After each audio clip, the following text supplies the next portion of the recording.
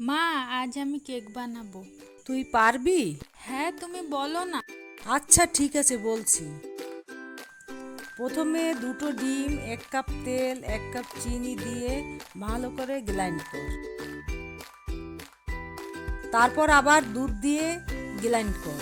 2 cup ময়দা চেলে নিবি।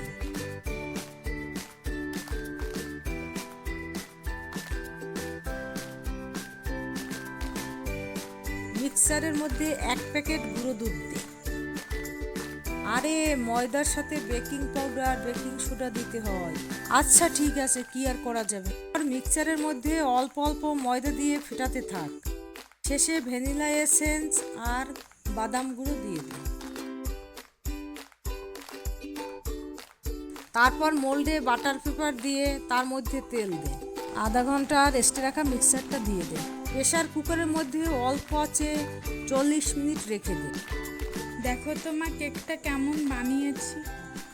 বাহ, তুই তো আমার থেকেও ভালো কেক বানিয়েছিস।